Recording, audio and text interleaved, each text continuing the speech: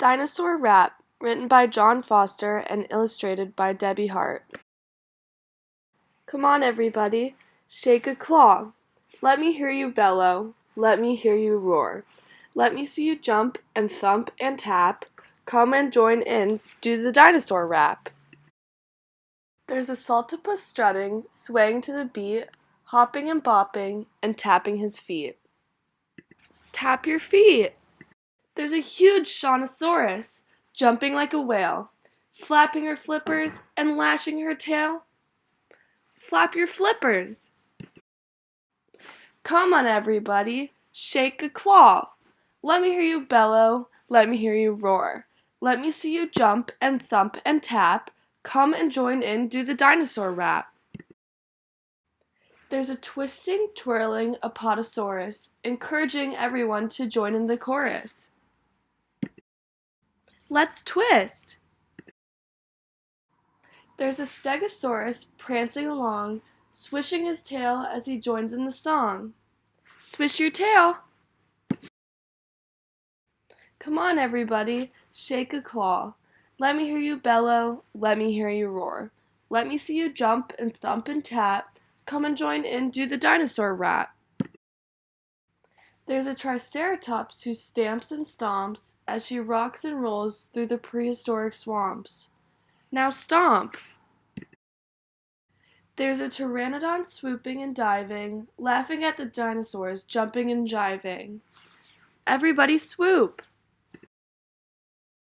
There's a Tyrannosaurus Rex giving mighty roars, stamping to the beat as he clicks his claws. Click your claws and roar! Come on, everybody, shake a claw. Let me hear you bellow, let me hear you roar. Let me see you jump and thump and tap. Come and join in, do the dinosaur rap. There are dinosaurs here, there are dinosaurs there. There are dinosaurs dancing everywhere. So swing your tails and shake your claws. Wrap around the planet with the dinosaurs. Who's who? Sultipus. Sultipus was one of the first dinosaurs. It walked on two legs and was about the size of a cat. It had a long head and dozens of small, sharp teeth that it used to tear and chew meat. Shonosaurus. Shonosaurus was the largest of the marine reptiles, a group known as the ichthyosaurs. It could grow up to 50 meters, 160 feet, long and be as big as a submarine. It looked like a cross between a dolphin and a whale. It was a slow swimmer and relied on its size and strength to catch its prey. Apotasaurus. Apotasaurus had a long neck but a small head. It was a herbivore and only had about 24 teeth. It may have swallowed stones to help grind up leaves in its stomach because its teeth were too weak to chew all of the plants it ate. Pteranodon. Pteranodon, although a very close relative of the dinosaurs, was actually a flying reptile and not technically a dinosaur. Many scientists believe that a pteranodon, which was completely toothless, may have hunted like modern-day pelicans, scooping up fish off the water and swallowing them in one big gulp. Stegosaurus. Stegosaurus had a tiny brain the size of a walnut. It had spikes on its tail, which it used as a club to defend itself because it could only run about 7 kilometers per hour, 4.5 miles per hour, about as fast as an Australian tiger beetle. It also had plates on its back to help it keep cool in the hot, humid weather. Triceratops. Triceratops was a bone-headed dinosaur with a large skull about 3 meters, 10 feet long. It weighed between 6 to 12 tons, 13,000 to 26,000 pounds, and had 3 horns on its head. It is believed to have lived in herds and would charge at its enemies like a rhinoceros. Tyrannosaurus Rex. Tyrannosaurus Rex literally means king of the tyrant lizards. It had an enormous skull with jaws as wide as a doorway and 50 to 60 fierce razor-sharp teeth. Its breath must have stunk from the meat that got stuck in its teeth. It walked upright, but probably could not move very fast due to its huge size. The age of the dinosaurs. The dinosaurs existed millions of years ago. The 3 periods during which they were alive are known as the Triassic Era, the Jurassic Era, and the Cretaceous Era.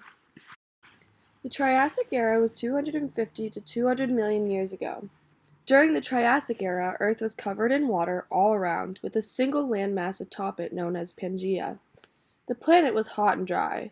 This climate suited the reptiles that inhabited the land. Some reptiles, like the Shonosaurus, lived in the sea instead. At the end of this era, the first dinosaurs, such as the Sultipus, appeared.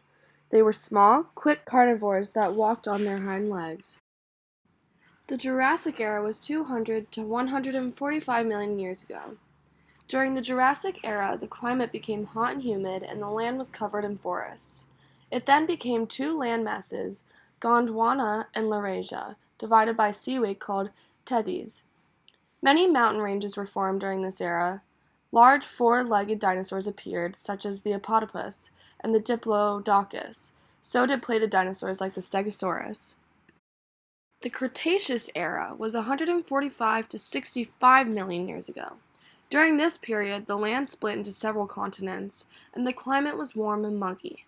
Many of the flowers that we still find today first appeared during this era. Dinosaurs of all shapes and sizes roamed the Earth's forests. Fierce carnivores such as the Tyrannosaurus rex, horned dinosaurs such as the Triceratops, and plated dinosaurs such as the Ankylosaurus. Even though the dinosaurs died millions of years ago, over time some of their buried bones were covered in layers of mud, so their skeletons didn't always fall apart. Instead, the bones became fossils. Fossils are bones or other body parts that have been preserved over long periods of time in stone, mud, or other natural elements. Fossils tell us a lot about dinosaurs. In fact, without fossils, we would not even know that dinosaurs had ever existed. We still do not know for certain why they died out and became extinct. Many scientists believe that they became extinct after a large meteorite hit the Earth and a huge cloud of dust bottled out the sun. Others think that they died out because of climate change and the breaking apart of the Earth's continents. Research scientists are still trying to find out the exact reason to this day. Digging up bones. Paleontologists are scientists who unearth and study fossils to learn more about the past. They use many tools to dig the fossils out of the earth: shovels, picks, and even bulldozers to get big enough chunks of rock and earth, trowels and digging knives to get closer to the bones, and delicate tools like paintbrushes to remove dirt from the fossils. When all the bones have been dug up, the scientists measure and photograph each fossil and take notes about where it was found. They protect the bones by covering them in plaster jackets like the ones doctors use on broken bones in people. The fossils are then transported back to the laboratories so the scientists can study them more carefully. Sometimes copies are made of the bones to create replicas of dinosaurs for display in museums.